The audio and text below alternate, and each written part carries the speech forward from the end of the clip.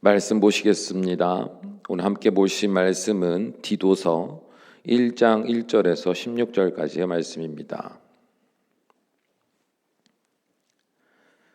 디도서 1장 1절에서 16절까지 말씀 우리 한 목소리로 함께 읽습니다.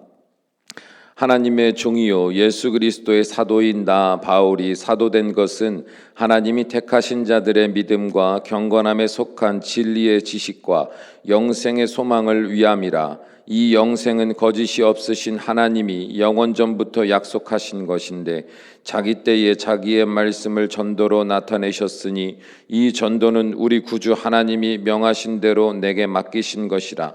같은 믿음을 따라 나의 참 아들 된 디도에게 편지하노니 하나님 아버지와 그리스도 예수 우리 구주로부터 은혜와 평강이 내게 있을지어다. 내가 너를 그레데에 남겨둔 이유는 남은 일을 정리하고 내가 명한 대로 각 성의 장로들을 세우게 하려 함이니 책망할 것이 없고 한 아내의 남편이며 방탕하다는 비난을 받거나 불순종하는 일이 없는 믿는 자녀를 둔 자라야 할지라.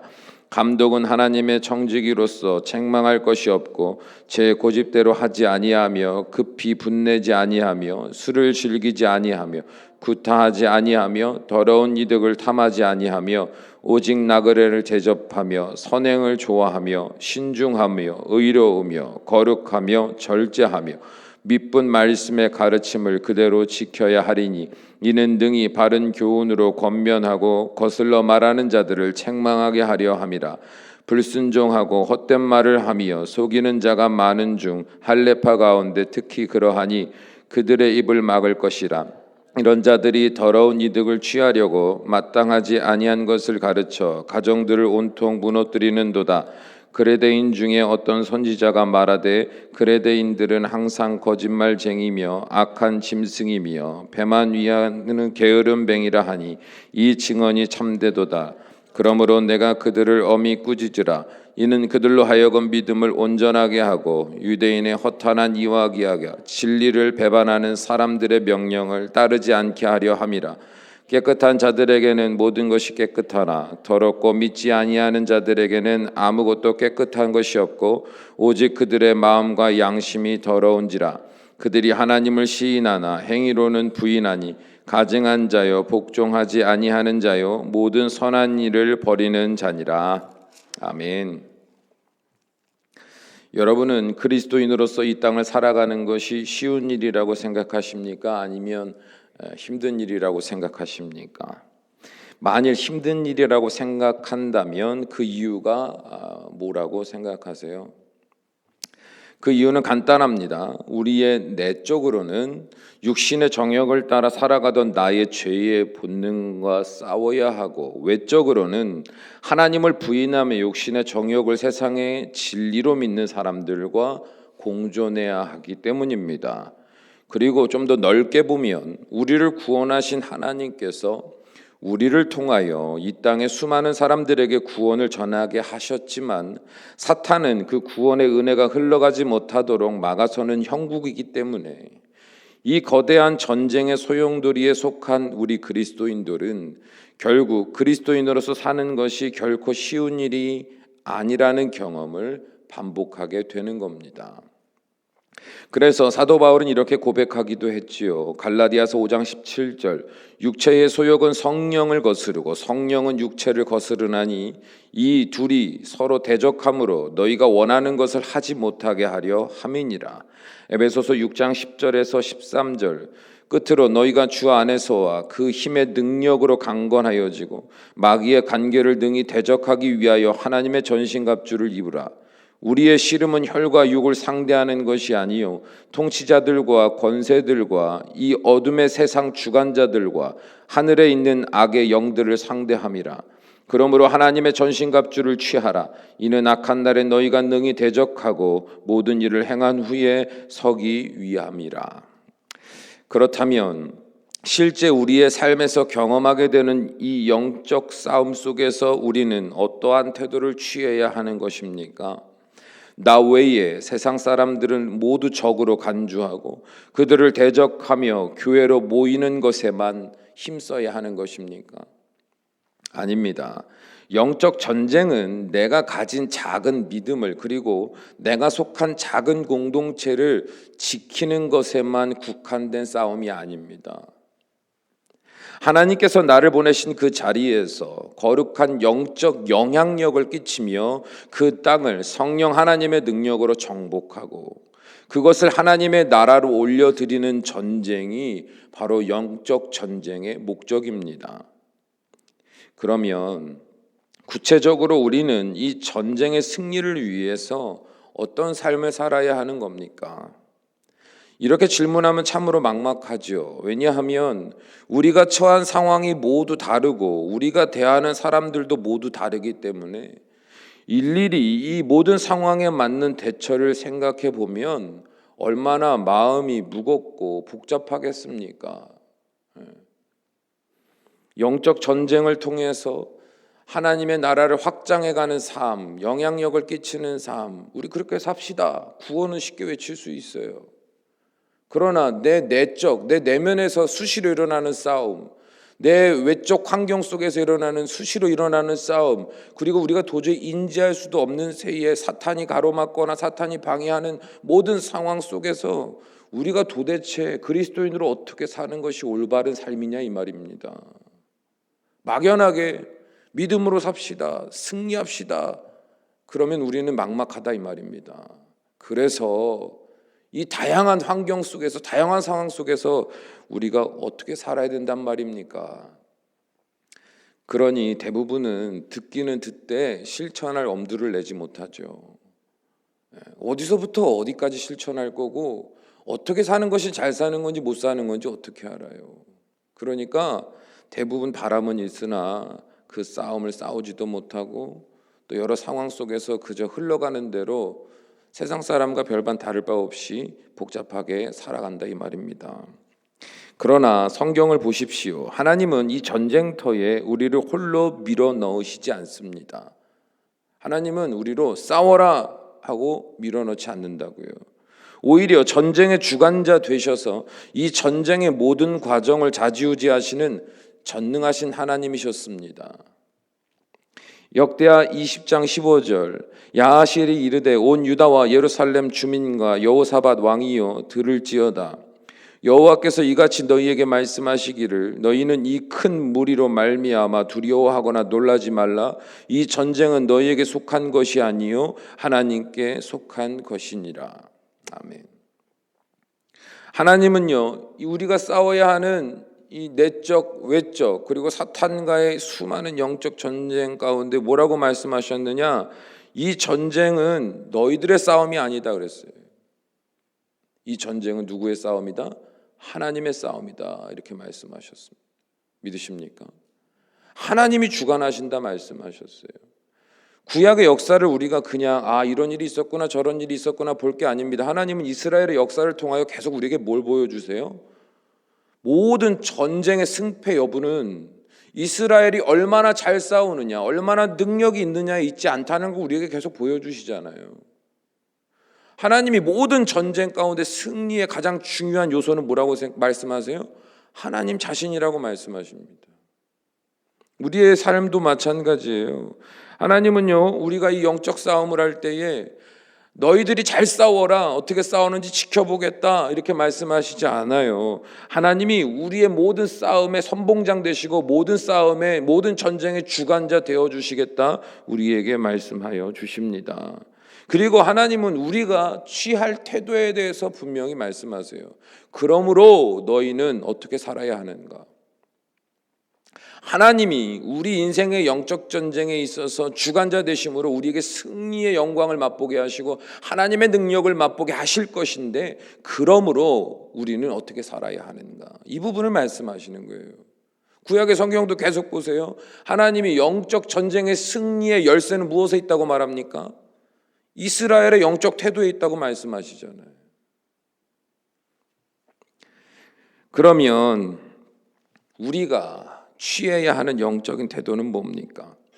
오늘 본문의 말씀은 로마에서 1차로 투옥된 이후에 석방되어 디도와 함께 그레데에서 함께 목회하던 바울이 디도만을 그곳에 잔류시켜두고 자신은 성령의 인도하심을 따라 마게도냐로 갑니다. 그리고 마게도냐에 도착한 이후에 그레데에 남아서 홀로 목회하고 있을 디도에게 쓴 서신이고 목회적 지침을 담은 서신입니다. 그러면 사도 바울은 그레데에 남은 디도에게 디도 자신과 디도를 통해서 세울 동역자들이 취해야 할 영적 태도는 무엇이라고 말합니까? 오늘 말씀을 통해서 그레데 지역의 상황을 유추해 보면 다음과 같아요. 먼저 그레데 지역 사람들의 특징에 대해서 객관적으로 관찰할 수 있는데요.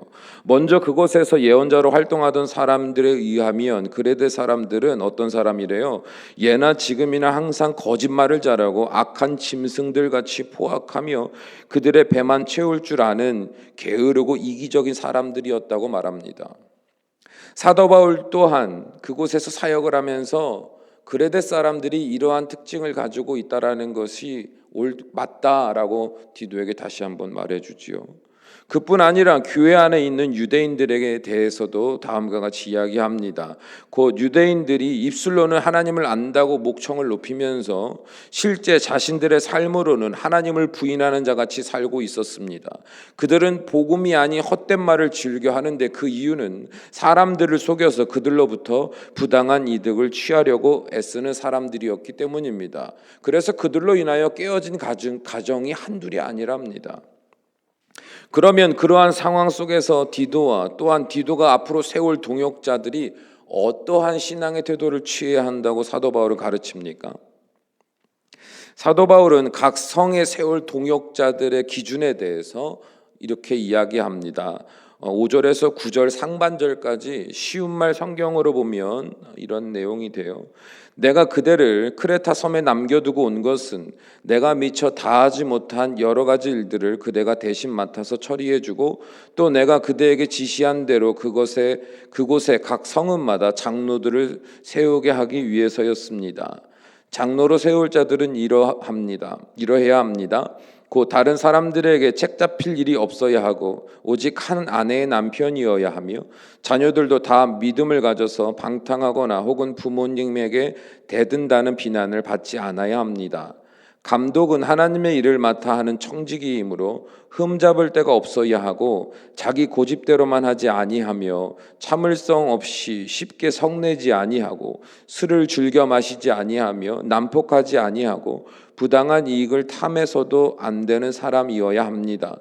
도리어 감독은 손님을 잘 대접하고 선한 일에 앞장서며 신중하여 분별력이 있고 의로우며 경건하고 절제할 줄 알고 가르침 받은 대로 진리의 말씀 위에 굳게 선 사람이어야 합니다. 이렇게 말합니다.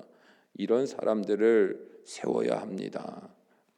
그러면 이런 기준들에 부합한 사람들이 필요한 이유는 뭐라고 말해요? 왜 이런저런 조건들에 부합한 사람들을 세워야 한다라고 사도 바울은 왜 말하는 거예요?